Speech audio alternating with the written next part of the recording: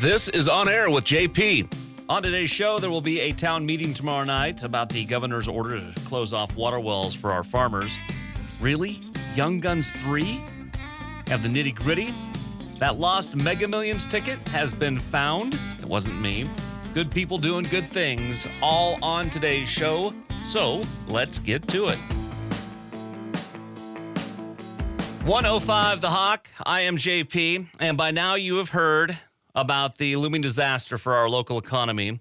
6 weeks ago, May 30th, the governor's Department of Water Resources demanded that the wells for 700,000 local acres be shut down. That's 80% of local farms.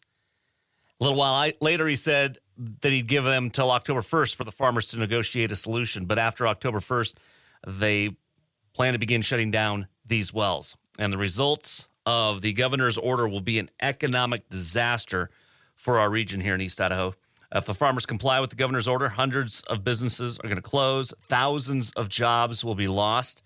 Now, the laws are already in place to make this happen, and the farmers in our region have nothing to negotiate with. So tomorrow night, 7 o'clock, the local Republican and Democrats will be holding a town meeting open to the public to inform the public of the pending disaster. This is at 7 o'clock at the Melaleuca Event Center. We encourage you to go and prepare for the upcoming economic disaster for our region. Get informed. So bring your spouse and bring your families to be a part of this and find out all the information and see what we can do to help. The only way we can stop this is if we have enough community support. Again, tomorrow night, Republican and Democrats getting together, town meeting in regards to shutting off the wells for our local farmers at the Melaleuca Event Center. Be there. I'm pretty excited about this. Kind of rip on Hollywood a lot for not really having a whole lot of new ideas. I'm kind of excited about the sequel, the Twisters movie this weekend as well. This one kind of gets me excited, though. Young Guns 3. Lou Diamond Phillips was interviewed here recently, and he said, not only would I consider it, I'd say yes to it.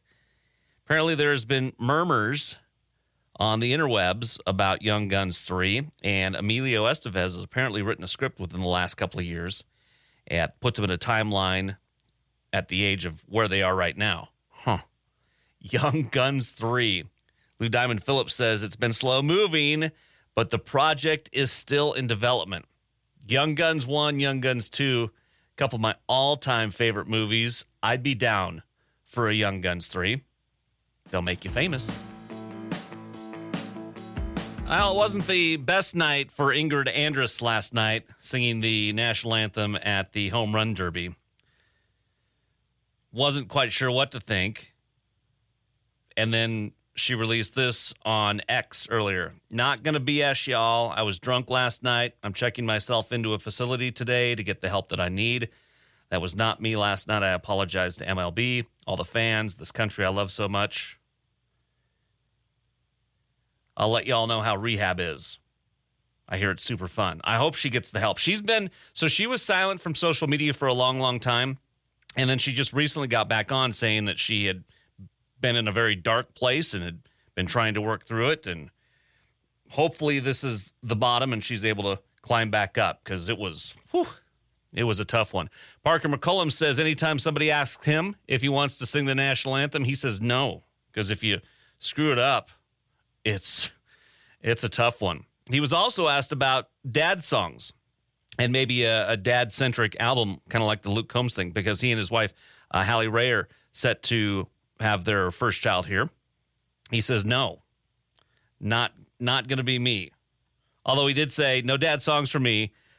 I don't want to write cliche dad songs. If there's something that really stands out and is well written, really honest and special, then I'd cut it. But I don't think I'm going to sit down and write any dad songs anytime soon or sing the national anthem. So there you go. That is the Nitty Gritty.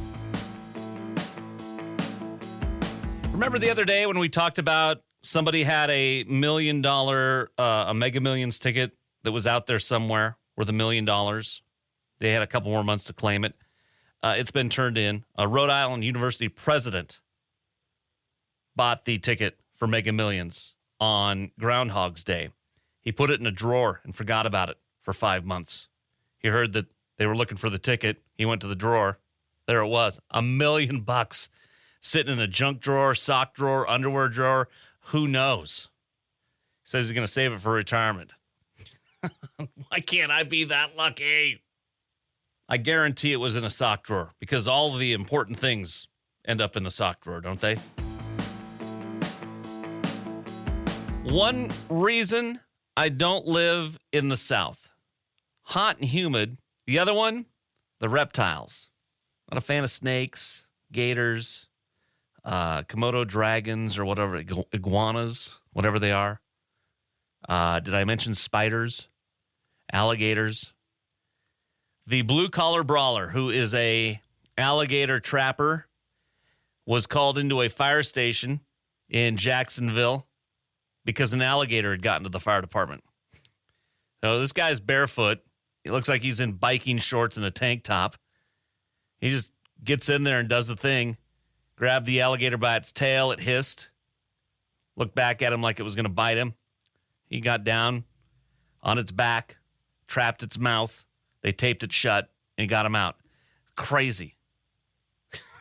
These alligator people and snake people. And these people that go in and they wrangle up like 7 of those huge pythons. Oh, crazy folks. I bet the people in the South have probably got the same idea about bears and cougars and things like that. They just don't look, they're not prehistoric. They don't slither.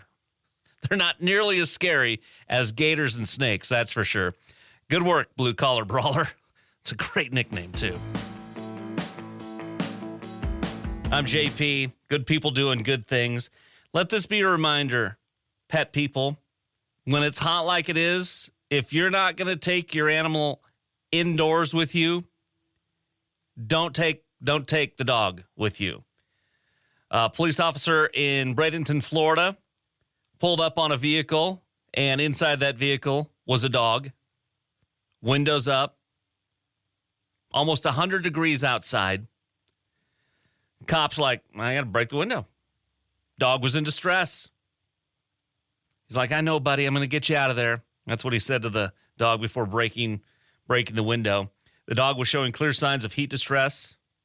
So they got the dog some water. Looks like a kind of a brown, maybe like a brown lab pit bull mix, cutie. And she was taken for a thorough checkup. The dog's owner was located. However, the dog remains in the custody of Animal Services. The investigation continues. We'll see. I mean, the vehicle looks like a disaster as well. Yeah, don't take your pets with you when it's so hot like this. There's no need to, unless you're absolutely 100% taking them indoors with you wherever you go. No dogs in the hot weather. So good work to that police officer from Bradenton, Florida. Good people doing good things on 105 The Hawk. Thanks for listening, and get the full show with your favorite songs and artists each weekday between 2 and 7 on 105 The Hawk.